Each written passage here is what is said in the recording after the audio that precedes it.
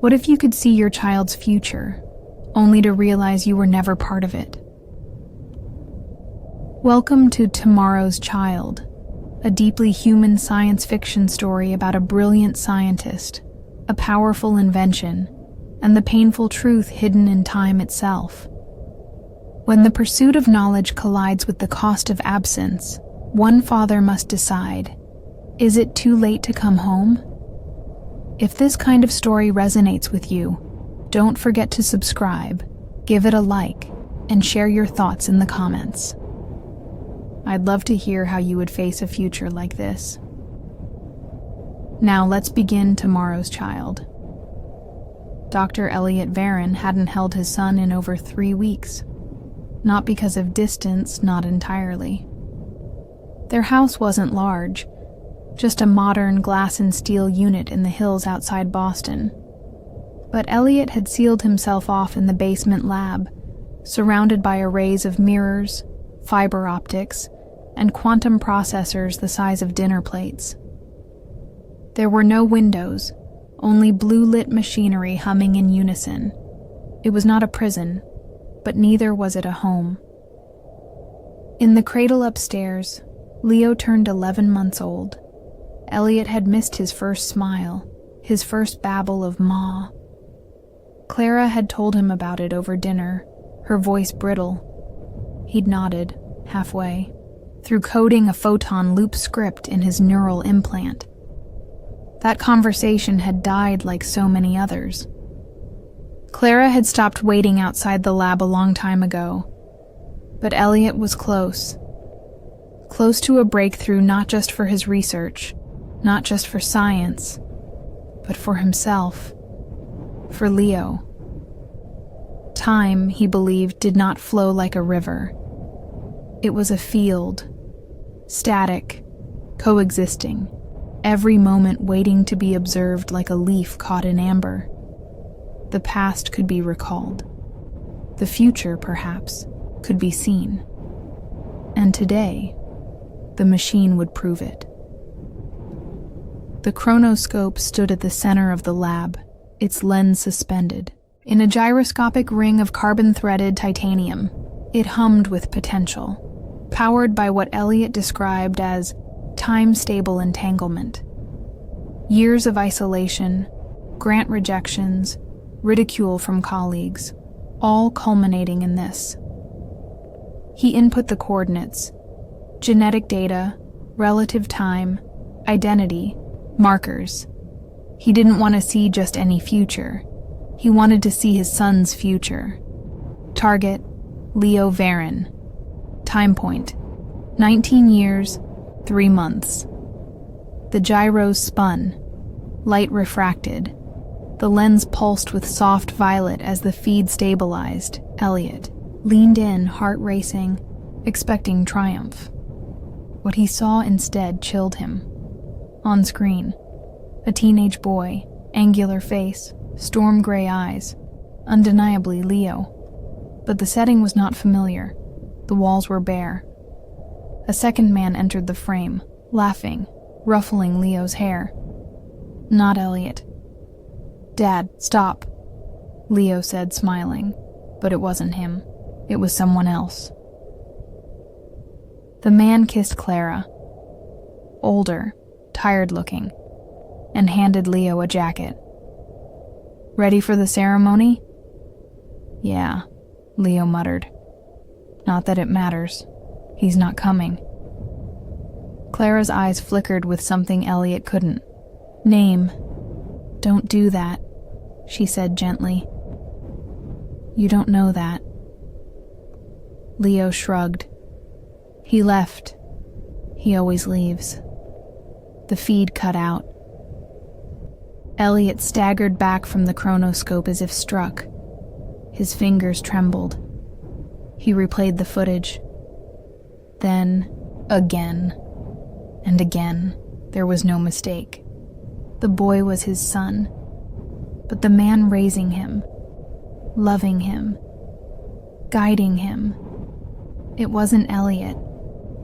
He had built a window to the future, and through it, He saw a life unfolding in the absence of his own presence.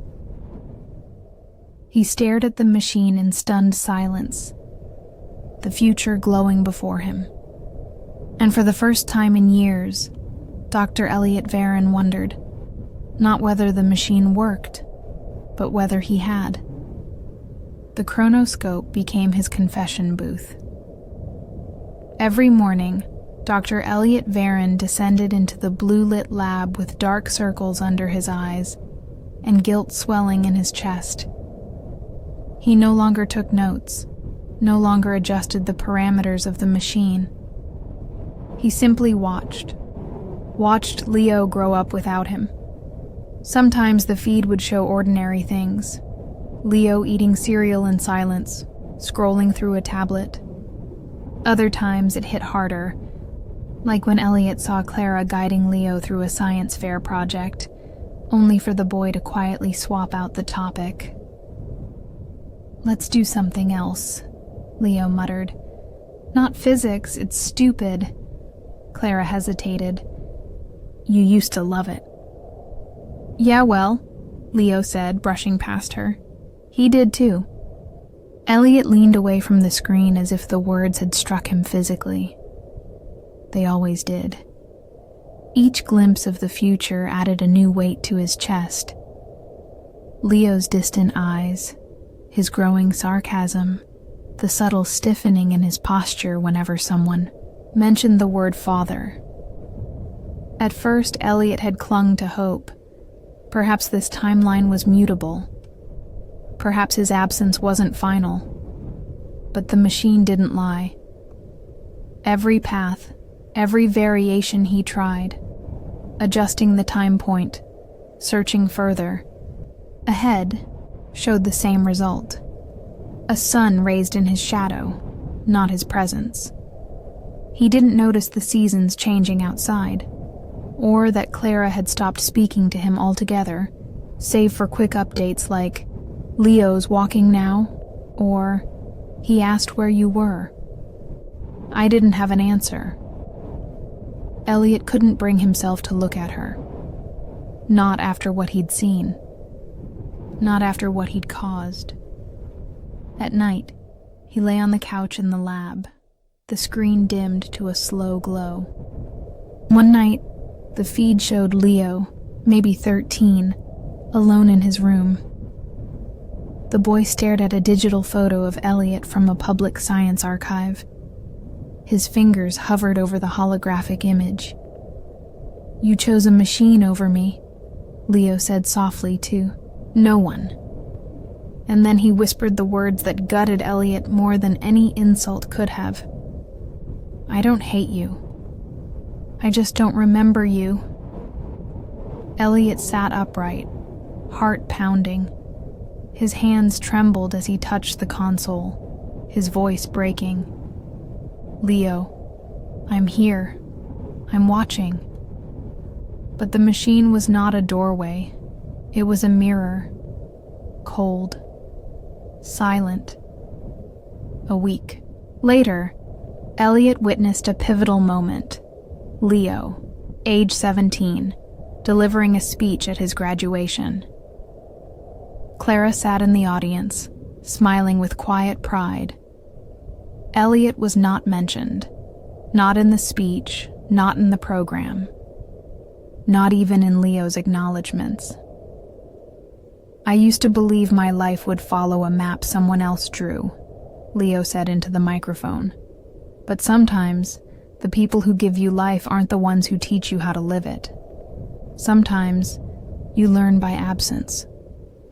Thunderous applause. Elliot felt none of it.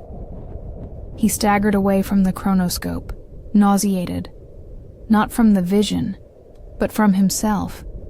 He had created a machine to see the future, and now, all he could see was the ghost of a father he had chosen to become. The chronoscope sat in the dark, silent now. For the first time in months, Elliot Varon hadn't turned it on. He stood in front of the machine like a man at the edge of a cliff, staring not into the future, but into the weight of his own intentions. The air in the lab was still, heavy with dust and unspoken regrets.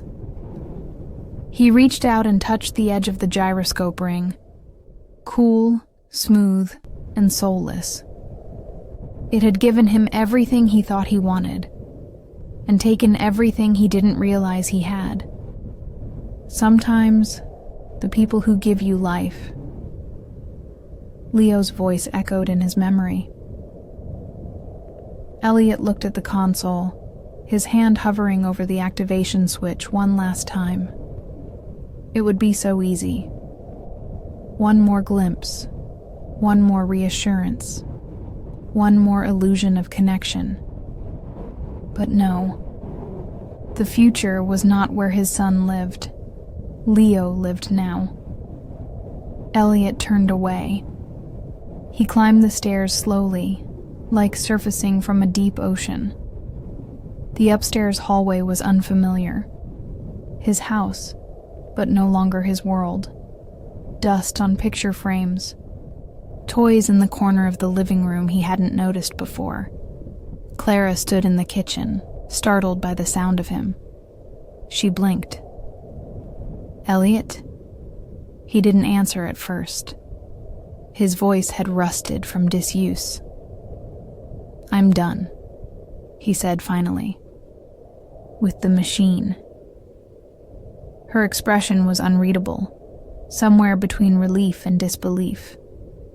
He stepped closer, unsure how to explain the months, the silence, the damage. He couldn't. "Is he home?" he asked. She nodded slowly. "He's napping. I'd like to be here, if that's still allowed." Clara hesitated. "You're not just passing through again?" "No," Elliot said. "I think I've passed through enough." A few hours later, he sat on the floor in Leo's room, surrounded by building blocks and scattered storybooks. His son, still just a toddler, blinked up at him with wide eyes. Curious, unafraid, no memory of what had or hadn't been lost. "Hey," Elliot whispered. "I'm your dad." Leo reached out, a chubby hand closing around Elliot's finger. It was the first time he had felt his son's touch, not through glass and photons, but here, now. Real.